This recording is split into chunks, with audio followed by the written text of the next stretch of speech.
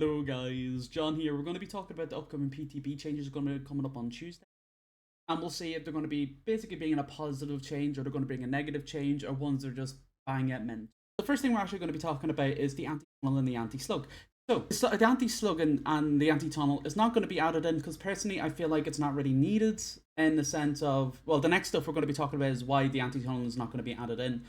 But the anti-slugging as well, slugging rarely happens. I play on both sides, and the only time I ever see anyone sluggle is sluggle. Yeah, sluggle. Yeah, the only time I ever see anyone slugging is basically at end game when they're trying to get 4K. Other than that, though, I don't really think it's needed. But the anti-camping is basically going to be added in, but it's going to have a few adjustments, which we're going to be talking about in a second. So for the anti-camp, you're basically going to be able to see the resolve meter, which obviously if someone's getting camped around about a certain distance, you know, the usual stuff, you basically be able to see this bar go up, and obviously it's going to be great for solo queue players.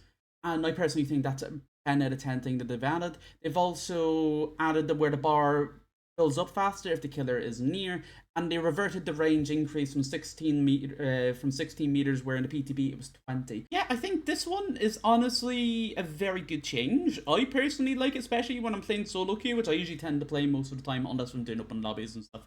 I generally think that's a very, very good one. But we'll just have to see what happens when it comes to release, and yeah. Perk changes as well. They were basically reverting back to what the perks originally were in the PTB. So babysitter is basically staying the same, where basically you unhook someone. The person you unhook basically leaves no pools of blood, and also gains like a haste status effect, and you get to see the killer. Same with borrowed time. Fugitive chase, I really didn't want to see the change, not gonna lie. This is one of my favorite perks. I always love using it on the likes of Myers and stuff like that, and I feel like as well it doesn't really encourage tunneling at all. And I personally just love it for my stealth builds as well that I use on Myers, because obviously I'm a Myers main in the night, which he gets incredibly fast with it, thinking about it. And off the record though, they did change, but instead of 80 seconds, it's 40 seconds. But I'm thinking as well, since the increase of the 15 seconds that's on the hook, when you unhook someone and stuff like that, you get like what? I think that's about 50. Was it 55 seconds, I believe? I'm doing the maths correctly, hopefully. Fingers crossed. Yeah, when it comes to perk changes as well, they did mention they were actually going to kill switch Wicked, which obviously if you unhooked, you basically get... What was it again? I think it was like 40% self-heal. Basically like an a free resurgence. That's just the best way to describe it. Free unhook and free resurgence. So they're basically going to be kill switch and Wicked when it comes out, I believe. I could be lying for attention. And Breakdown, I basically think they're going to be keeping that back as well. But personally, I think overall the perk changes, I don't really see the point in changing them to begin with, to be quite honest. I can understand them testing out, like, you know, anti-tunnel and stuff like that, but in the end they just reverted it back, and I just feel like it was kind of a waste of time, to be quite honest. But, you know, we'll just see what happens when it comes Tuesday. Another thing, which one is completely still bonkers to me, they're basically going to be adding in the medkit add-on changes, which is where basically you can have a syringe on yourself and basically get an your exhaust gun. I personally think this is going to be absolutely broken to absolute ungodly levels. Like, obviously, if you have the likes of sprint burst, medkit, and then you basically get like another sprint burst, you can constantly just keep on getting insane distance. Same at life, you can literally get insane distance with life. Up. You can even have Blood Rush as well, which is going to be absolutely broken as well. You're just going to be constantly seeing like a lot of people with medkits and other bits and bobs. Septics, I generally haven't tried Septics, to be quite honest. But to be fair, we'll just see what happens when it comes to the live release. But personally, I see a lot of people bringing Franklin's Demise again. The next thing the devs were talking about is the pallet density, which anyone who's basically plays a lot of killer like myself, well, off stream anyway, because I can't be arsed waiting about 10 minutes. They were talking about basically placing the super strong and the god pallets on maps such as Macmillan and Asylum. Obviously, it could be on like different maps as well, but basically that was just the gist that they given to us.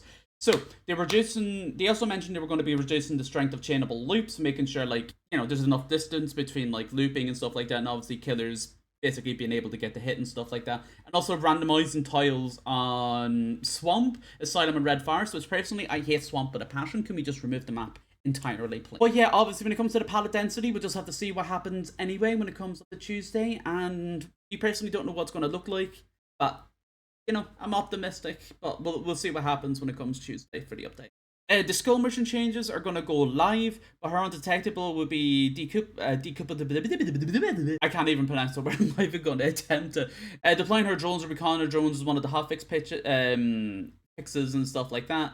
But we'll basically have to see what happens anyway when it comes out. But for Skull Merchant, I don't really see that many people going to be playing her anyway, regardless of the changes. She's not as OP as she used to be, so it is what it is. But we'll see what happens when it comes to full raids. We also got to see her Queen Death Dorks as well. I was excited. Overall, I feel like some of the changes are great, but I feel like at the same time, with the PTB changes, I know they're testing it and this, that, and the other. I think we keep on being told.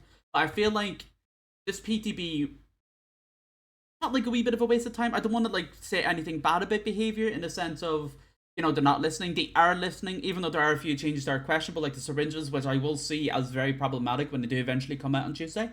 But overall, they are listening. They are going through changes, but we have to see between Tuesday onwards and see like if anything changes along the meantime. But until then, we'll see what happens. I hope you all enjoyed today's video. If you want to see more videos like this and me giving PTB updates and stuff like that, obviously it's my first one, so if I made any mistakes, call me a silly bitch in the comments.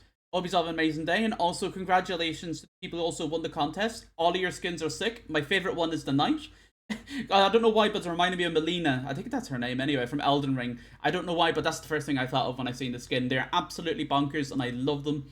Hope you all have a fantastic day, and I'll see you in the next